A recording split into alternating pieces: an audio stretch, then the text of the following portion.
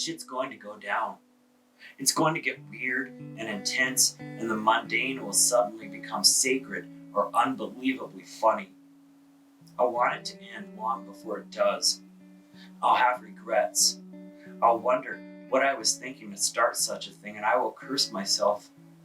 I just don't know the how of it all, the way things will play out.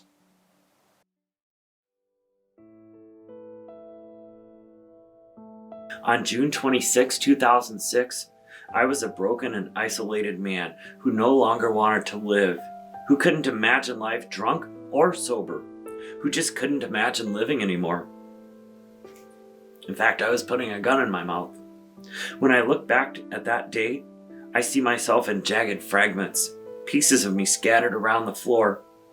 I knew my addiction was bigger than me, and I knew there had to be something in this universe bigger than it.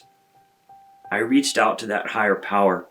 I strung one moment to the next, breath by sober breath, and I was miserable without the chemicals.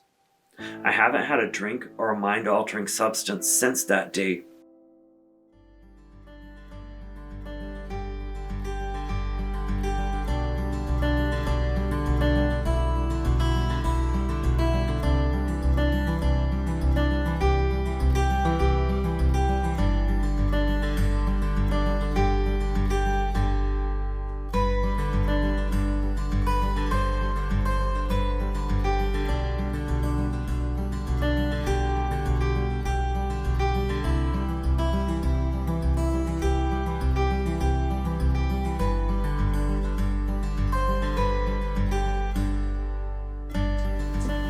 So what prompted the writing of the book?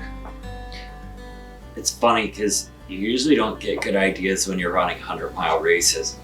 But when I was running the race in 2014, and I was just, as you're running, you talk to people, of course, other people running it. And I'm talking to a guy who, the week before, he was working with natives in the Amazon, or somebody else who's running it because of a dead friend or whatever. And I just thought everybody running this thing is a novel unto itself. And I thought I like to document things. That's just something I like to do. I like to photograph, I like to write things down. And so I said, I need to tell some of these stories.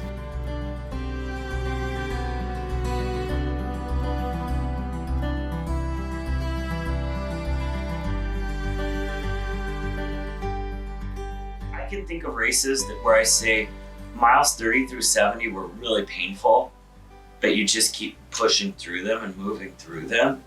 And you learn to kind of wrap your head around the pain and embrace it as, like I said, as just comfort instead of as pain. And just something that you move through.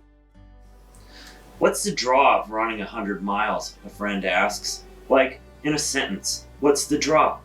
It's so beautiful out there in the middle of the night, I say. Even when it's really hurting, night running is magic. There's something very spiritual about ultras too. I sometimes have this little feeling near the end that I don't want it to end. Running trails is my meditation. It puts me more in the present moment than anything I do. I love the solitude of running long and the humility of running ultramarathons.